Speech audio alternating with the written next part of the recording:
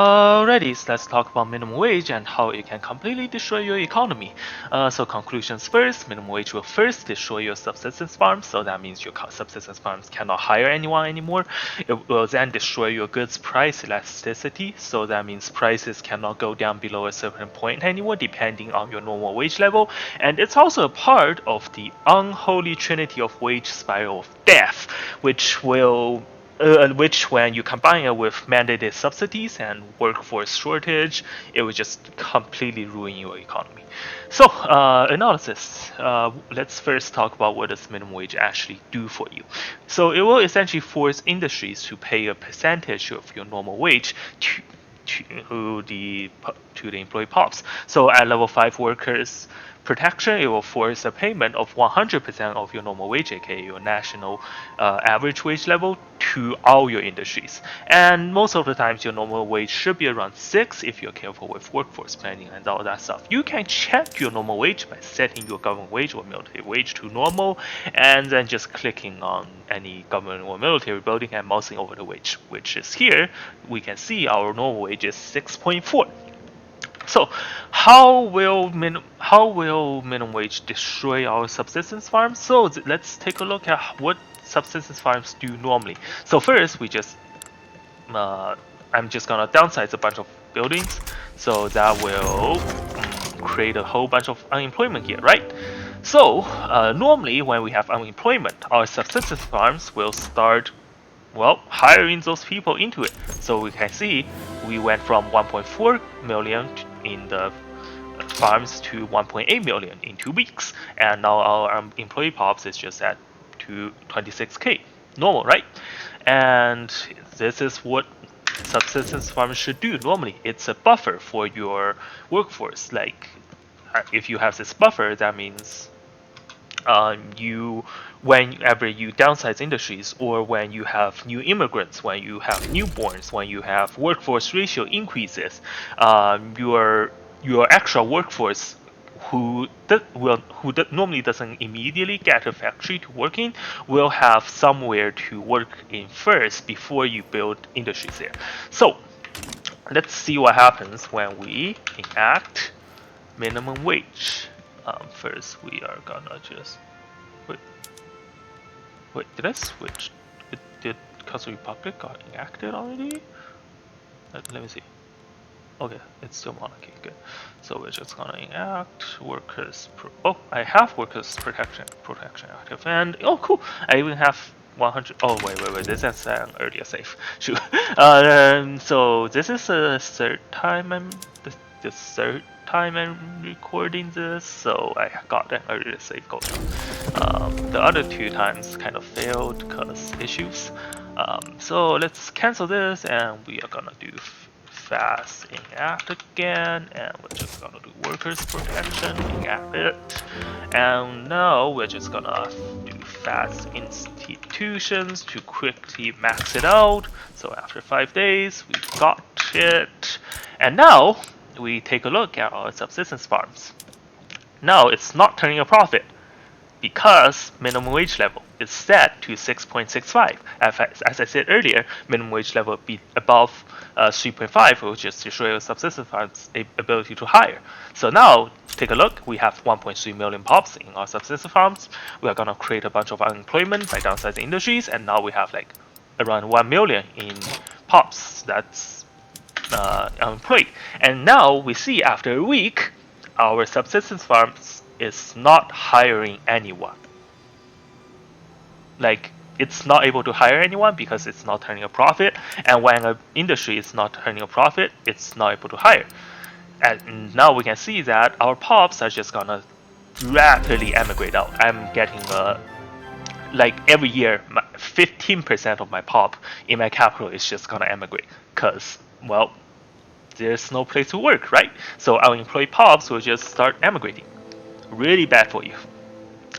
And why is this happening? Well, it's happening because subsistence farms has a wage multiplier of, as we can see here, 4,750 times 0.2 plus 150 times 3 plus 100 times 6, which which is 2,000, and to get a week, and that's our annual wage. To get a weekly wage, we divide it by 52, which gives us 38.46, and also co-op subsistence farms has a weekly wage multiplier of 19.23, just so co-op subsistence farms is more resilient against a higher wage level. So essentially, we divide 136 by 2. Oh, by the way, 166 is essentially the output of subsistence farms at base price. So we can take a look here at this chart that I have made. Subsistence farms base will produce 85 output, and with workshop it will produce 51, so added together 136. Orchards and pastures produce 5 less, but that doesn't really matter. So we now take a look here, which gives us a wage level that subsistence farms can pay a maximum of 3.536 wage level at base prices. So assuming our prices are base. So if our wage level is forced to be 6, which is what happened in this case, boom, our subsistence farms will not be able to take in any unemployed pops into its holds. So yeah, we essentially just lose our biggest buffer of potential workforce. It's gonna be a big issue. Essentially, this is what will cause workforce shortages. Like, as your pops emigrate out, your pops will just have no place to work, so they will be unemployed, and then they will just keep emigrating around. So you cannot predict where to build industries, and once that happens, well, the industries that you build may just not have enough workforce to fill them, which will create workforce shortage, which will in turn create a wage spiral, which will essentially increase your minimum wage until more dreadful things starts happening. So at a normal wage above 8.86, how do I get this number? I get this number from this chart. So essentially I added all the production methods and made this chart. So at a wage level of 8.86, our arms industry using repeating rifles, and we set this margin to 0, and we change by changing this cell, and then we get 8.86, right? So our arms industries that's using repeating rifles and breech-loaded artilleries will not be able to turn a profit anymore under base prices. So what does that mean? That means that means our price for small arms and artilleries using this production method will not be able to go below 0. If it goes down below 0, then the arms industry will start firing people until and decrease production, so the prices increase to match. So the prices increase again to 0%, so that it can still turn a profit. And essentially, it's what's going to happen to the rest of the industries as well. So at a normal wage of 9.51, coal-based power plants will not be able to turn a profit. So that means your coal will lose all price elasticity below 0%. It can only go above 0%.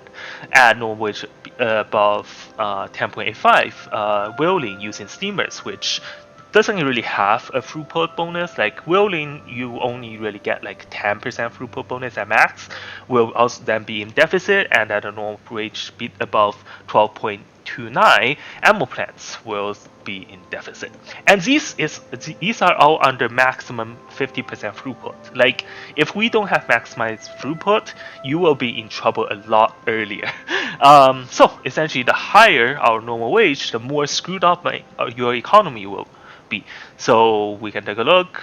If my normal wage is at like 12, boom, these industries are all screwed up, and their prices cannot go below 0%. And if our wage increase, our margin decrease, it's just a really bad thing for your industries. So what kind of benefit does minimum wage actually give us? Well, it transfers wealth from your industry's margins into wage. So it gives what the capitalists normally get to your workers. So in that sense, it's kind of a good thing, yes, because your capitalists demand way too much luxury goods than the actual production method will produce. So yes, it's kind of a good thing that you are decreasing capitalist wealth and giving it to the workers, which has a wealth level of around like 20, which has a much lower luxury item consumption. Yes, it's good for that. However, this benefit doesn't get exact. This benefit isn't exactly worth it. Like, if you want to have a more evenly distributed wealth level, just enact Council Republic and co-op in the patch 1.2. That will produce a much more even wealth spread and doesn't have the issue of like making you lose price elasticity on industrial goods like electricity, like arms, like steamers. Well, not steamers, like whaling and ammo and stuff like that. And most of the time, you actually want to keep your ammo plants, your arms industry, to be a bit cheaper. Like you want to keep your guns and ammo to be a bit cheaper, because when you mobilize, you will use more. So cheaper guns and ammo will mean that when you mobilize, the price increase is not as significant, right? So it's actually good. However, minimum wage takes that ability from us. It essentially forces the price of guns. It essentially forces the price of certain goods to be above a certain level, or it will just fire people to get to that certain level. So that's pretty much that. And lastly, let's talk about the unholy trinity of the wage spiral of death. When you combine minimum wage and workforce shortages and mandated subsidies, essentially what will happen is that when you have a workforce shortage, your industries will compete against each other for workers.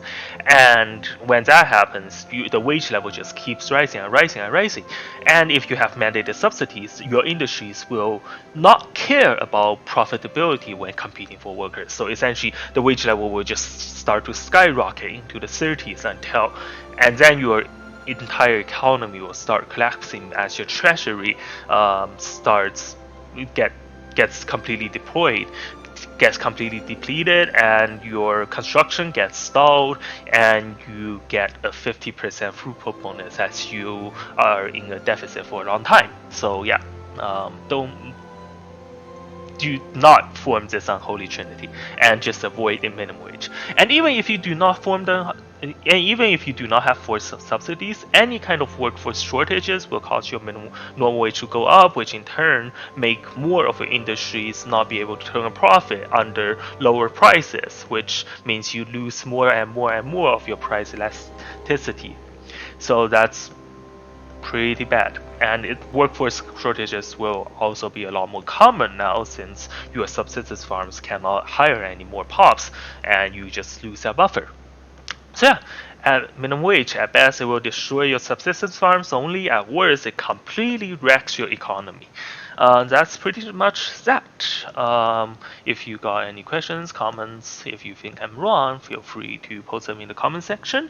I do believe I'm decently correct in this though, because I have a lot of data to back me up.